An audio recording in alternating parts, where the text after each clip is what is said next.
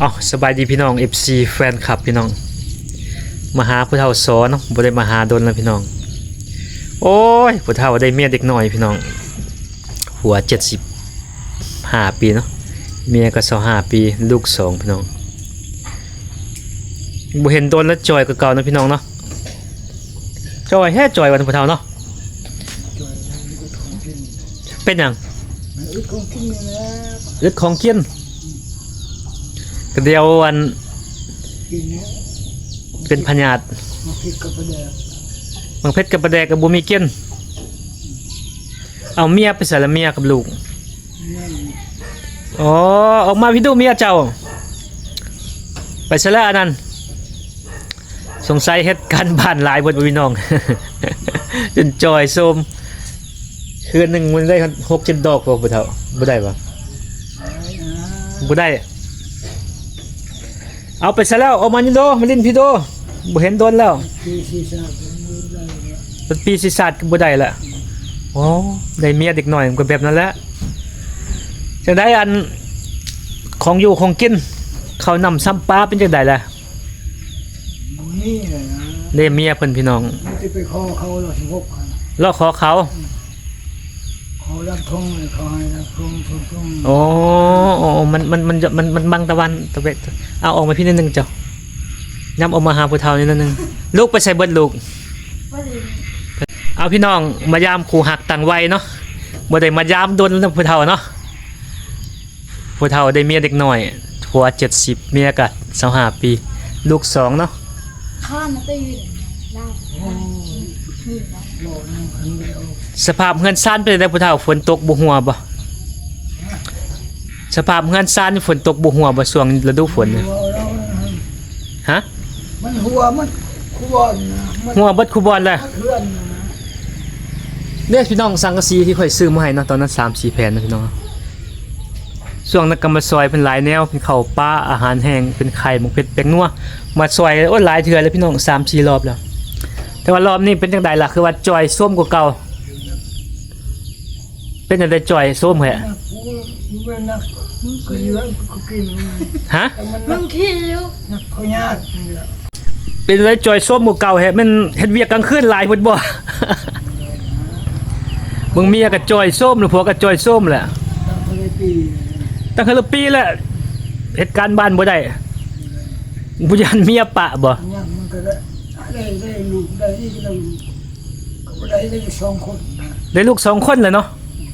ได้ลูก2 คนแล้วก็ไปลิ้นไปละได้เป็นโหลเพิ่นเนาะผู้เฒ่าเนาะเฮ็ดบ่ไหว เพิ่นจะได้อันมักเพชรเป็นนัวจุ่มเจ้าไปละบ่มีเลยโอ้ขออนุญาตถามผู้เฒ่าได้อันเฮือนนี่ก็หัวฝนตกแล้วไปนอนอยู่ไสล่ะผู้เฒ่านอนนี่กันอยู่อันนี้ตารางนอนตารางเอาบ่ได้ไปซอกเก็บผักเก็บมีบ่มีอัดก็ได้บ่ได้ชอบนะบ่ได้ซอกซ้ำเจ้าจ้อยให้จ้อยมันนะผู้เฒ่าเนาะจักไปสิหากินนะอยู่บ่เจ้าเดียวนี่จ้อยโซมหลายๆนะผู้เฒ่าตอนช่วงนึงค่อยมาบักติตุยเนาะผู้เฒ่าเนาะนักดิน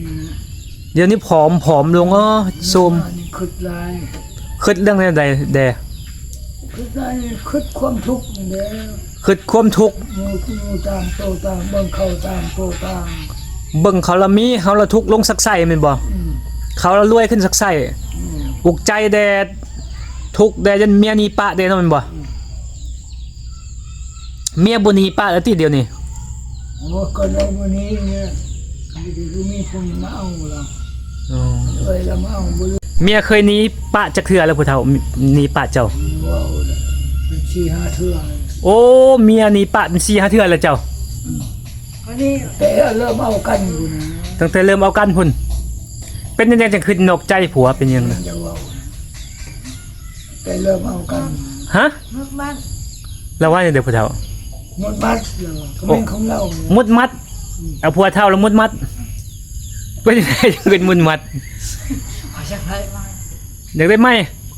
บอกไปอยู่นำกันแล้วนะผู้เฒ่าเนาะบางเมื่อใดเมื่อว่างๆเขาจะมาซอยอีกเทื่อนึงเป็นต้นเป็นหลักอันขาดของอยู่ของกินแม่นอย่างล่ะอาหารหลัก จะตั้งง่างคล้ายเครื่องไหม อยากตั้งหันใครเครื่อง บอกว่าอายเลย ใบไปอุทีบแล้วเนาะอยากได้อีสังมักเพชรแป้งนัว ที่เป็นหัวนะ ปลาแดกเนาะบอลแนวสำคัญ อิว น้ำซีอิ๊ว มังมู ว่าสังกะสีก็ขาดเป็นปองเป็นแปลงเราสิเป็นนอนจังไดอันนี้แบบนี้เฮือนซานพี่น้องโอ้ข้าจะว่าไม่ไผเสียแป้นในช่วงนี้เนาะเสียแป้นดีคิดจังใดล่ะคือว่าจะปะผู้เฒ่าล่ะ เมื่อยมุดมิดสิปะเราเฮ็ดหยังอยู่กินนำกันมาเป็น10ปลายปีแล้วนะผู้เฒ่าเนาะ ปลาใหม่เมื่อน้ำปลา ได้ลูก2และลูกกับยิง1ไส้1บ่ละผัว70 ปี75 ปีเมียก็25 26 ปีแล้วพี่น้อง มีคิว คิวนี่คิวแล้วผู้เฒ่าเนาะผู้เฒ่าเนาะแม่นบ่ผู้เฒ่ายอมรับเนาะเจ้ากันเนาะแม่นบ่ แต่เขาคอยเลี้ยงยังคิว คิวตัวเองแม่นบ่โอ้บ่คิดหน่อยต่ำใจแล้วพี่น้องคิวตัวเองเห็นบ่โอ้ยอดเอาผู้เฒ่าเอ้ยสู้ไปซั่นแหละเป็นกำลังใจให้เมียก็คือบ่ไปเก็บผักเก็บหน่อเก็บหน่อไม้ไปขายเด้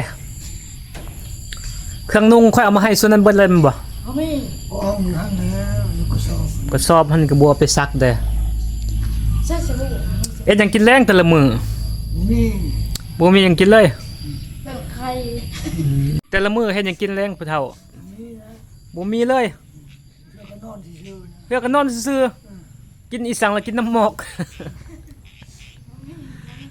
กูหักต่างวัยผัว75เมีย25เมียก็ว่าอยากปะผัวแล้วบัดนี้บอกไปบ่มาแล้วมุดมิดเพิ่นว่าลูกไปใส่บ่ลูกสู่เจ้า โอ้ยปลาลิน อืม เขาจะหน่อยเลย เด็กน้อยนะก็บ่จอยผอมลงบ่ จะกินข้าวนะมันจะเอา ของกินเนาะ อืดของกินมันอึดข้าว ข้าวอึดน้ำปูปลาปลาแดกยังบ่มีไผไปหาจักคนเนาะพากันนอนอาปากตากเหงือกเบิ่งสังกะสีอยู่เบิ่งว่างๆแล้วค่อยสิมาหาเด้อผู้เฒ่าเด้อ